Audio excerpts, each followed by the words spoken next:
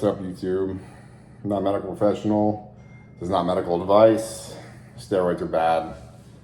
So we got that out of the way. Today we're going to talk about consistency, the secret. What's the secret? Secret to bodybuilding. I was at the pool today, and I'll be the first one to tell you I'm not big, right? Like, I weighed 187.2 this morning. I'm not a big guy by any means, and on purpose. I love being this weight. I love being this weight. But anyways, at the pool, and I was talking to a guy next to me, and he's like, "Oh, you're ripped. What's the secret?" And I'm like, because I was drinking beer and I was eating chips at the time. You're ripped. What's the secret? Like, what's your secret? There's no secret. I guess you could say there's a secret. It's consistency. Getting past 10% body fat, the only way to do it is consistency. And by what that means is, like, let's say you get handed a nutrition, like a meal plan, right? And it's got 5 things on it for Monday. A cup of yogurt, oatmeal for breakfast, protein shake, snack, chicken breast and rice and broccoli, chicken breast, rice and broccoli for lunch, protein shake in the afternoon, right? We'll say, and then we'll say like just beef, rice, asparagus for dinner, right? That's your meal plan for Monday. If that was your meal plan, could you stick to it? Like, literally, that's all you eat is on that sheet for that Monday, those 5 things.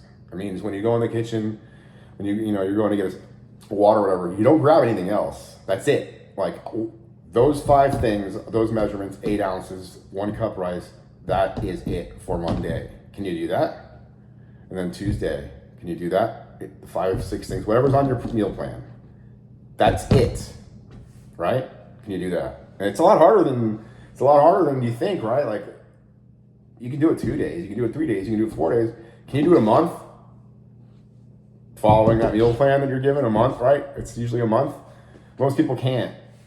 And that's why most people, including myself, I definitely put a cheat day in. Not necessarily a cheat day, but a cheat,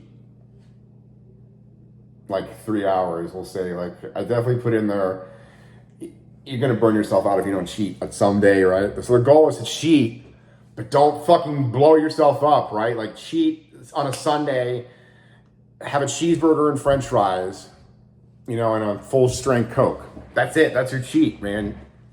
Cheeseburger with a bun, all the mayonnaise, all the ketchup, fries, full strength Coke for lunch. There's your cheats on Sunday. That's your pleasure.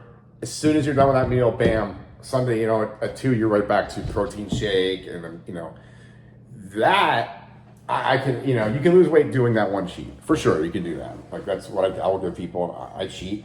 But 95% of your week and your month, if you're legitimately trying to do this, if you're trying to get below 10%, legitimately, almost every single day, you need to be on point. And it's even the little stuff. Like, I know this sucks, but even like, you're hurting yourself even if you just throw yourself a handful like pistachios or something when you walk to the kitchen. You can't do it. Don't do it. Like, you give yourself that plan, stick to it. It's incredibly difficult to do. It's incredibly difficult to do. I'm not gonna lie. Like, there's a reason most people don't walk around at 8% body fat, because your body doesn't want to do it. It wants to restore fat. It wants to restore fat for emergencies. So the consistency of having to basically operate at that threshold of you're burning exactly what you're taking in every day, or you're burning slightly more than you're taking in every day, and you have to continue this trend day after day after day after day. Right now, I'm in a deficit. I've been in a deficit for three months, I think, right now. I'm down about 28 pounds. I'm almost done. And it sucks. I'm hungry. That's another thing, right, about the consistency, is that if you're a bigger person, if you're trying to lose weight, you're 250, I was 250 flabby once, for sure. You're trying to lose weight, you have to get used to the idea of living with hunger and I don't know there's a way to describe this. Like, you're going to be hungry. There's no way around this if you're going to lose weight, aside from GLP-1s, those significantly mitigate. That's a whole other topic, another video, the GLP-1s. If you're losing weight without GLP-1s, you have to live with hunger. And I don't say enjoy it, but here's the thing, like, after you acquaint yourself with the idea that you're going to be hungry, you have to, like, get used to the idea that it's a good thing. Like, because you know you're cutting when you're hungry. That's when you know you're fucking cutting, right? When you're trying to go to sleep and you're ravenous, right? And you manage to fall asleep, that's when you cut. That's when you wake up and you're a pound lighter, you know? You have to get used to the idea that you're going to be slightly uncomfortable all day long, almost every day, because you're cutting, you know? And what separates winners, you know, in the bodybuilding world from losers is the ability to suffer and suffer and suffer and suffer and fucking suffer more to step on that stage shredded. That's what wins, right? Like things are changing, but for the longest time there, conditioning was what drove people over the edge. That's why Hottie always wins. His conditioning is just ridiculous, you know. And Dorian was winning like because of his size, but also Dorian brought that grainy, ridiculous conditioning. You know, if you look at Dorian's face, the death face, he is like the perfect example of the punishment you have to fucking give yourself if you really, really, really, really want to get lean. Go look at Dorian's Olympia pictures when he's on stage and look at his face. Not his body. Everyone always looks at his body. We know what he looks like. He obviously looks incredible. But look at his face. Look at his cheeks. Look at his chin. He looks like he's fucking dying, right? Like that's, and he is. Right, any pro will tell you the worst day of the entire cycle is when they're on that stage. They have no subcutaneous water left, no subcutaneous fat, and we take that for granted. I've never been that lean. Not going to say I have, right? But I can imagine. Think about this. What do you think is on the bottom of your feet, right? What do you think is on the bottom of your feet that makes it comfortable to walk? What happens when all that's gone because you're at 2% body fat and 4 days of Lasix and other fucking diuretics, right? So there's nothing left on the bottom of your feet. And you think walking barefoot on a wood stage or a concrete stage feels like that depleted with no body fat, and you're essentially walking on the bones. You're walking on your bones, right? And the same goes for all the padding in your body. Like the human body is not supposed to be 2%, 3%, whatever it is the pros are actually at, 3% probably, with zero water. Human body is like every alarm fucking thing's going off, right? So you're gonna have those guys deal with that level of discomfort, right? They're at 100. We're only talking about we only need to be down at like a 10 or a 20. We're not trying to get down to 3%, right? We're trying to get from 25%, 20%, 18% down to 10. Like, you know, you really, in my opinion, 15% is when they, you know, common knowledge, 15% you start seeing abs. I think people start looking good at about 12. Like that's my perception of the male physique. Like when I see dudes that are like, when I start to say that dude's ripped, like he looks good, it's like 12% and down. And I think most people, without the benefit of the enormous amounts of gear and everything else, and live a normal life, you can maintain 10 to 12% reasonably comfortably with a good diet. Once you start wanting to live at like 8%, 7%, it's hard to live there.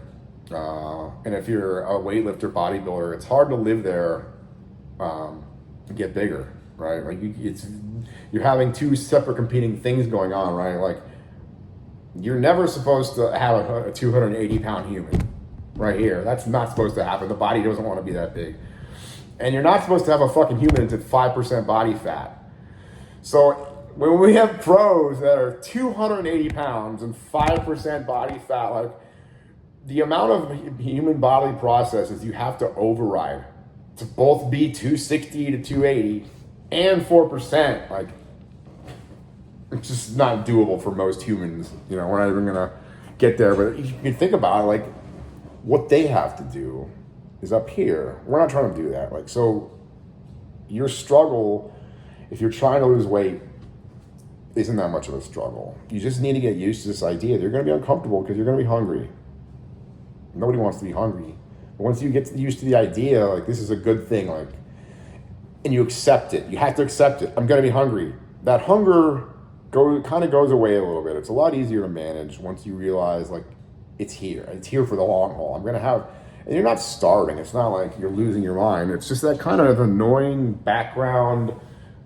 You're a little bit hungry because you're short on calories, right? Like you want to eat more fries for lunch or whatever. You want to eat a bigger lunch than you're eating every day. You're not eating what you're used to eating to maintain. If you're an overweight dude and you weigh 240 right now, right? The meals you're eating every few hours, whatever it is, you have to get used to the idea. You're not going to be eating that much. You're just not. Especially if you want to get down to like 188. Let's say you want to get down to 188 like I'm at. I don't eat that much anymore. I don't know if it's, my metabolism, whatever, but I don't eat that much to maintain. You get used to it. You have to think in your head, what are you trying to accomplish? Are you trying to be a big guy? Are you trying to be a little guy? And constantly, that's how you structure how much you're going to eat. If you want to be lean, you have to get used to the idea you're not eating that much anymore. When I was big, I was the guy that would eat 6 sushi rolls. No problems. 4 slices of pizza, 2 cheeseburgers. Anywhere I go, any meal I have, I'm eating a lot to maintain 240 or whatever, Now that I'm 180, to maintain this, it's significantly less food, right? You have to get used to that. You're not going to be eating as much as you used to. So, and again, consistency. It's difficult to do. If you're a drinker, that's going to be difficult to quit because those calories are all fake. You can't drink and get down with 8%, 9% body fat. You could, right? But you'd be eating even less because you're burning all those calories up with liquor, sugar. What else? That's it. That's just what I want to talk about. There's no secret. There's no secret other than consistency. And the real secret is that most people don't have the discipline to maintain the consistency day after day after day after day. It's go day after day. Like most people just don't have that discipline to remain lean year round, 24/7 year round. It's not easy to do. You can do it. I do it. It gets easier as you get older. You just got to get used to the idea you can't cheat, except when it's laid out for you. Like, I'm going to cheat on Sunday and I'm going back to my thing. Can you do that? If you can do that, you can lose weight. You can look as good as you want to look. Fat's temporary. Whatever you look like right now, it's temporary, no matter how bad it is. So you can look better, right? Fat's temporary.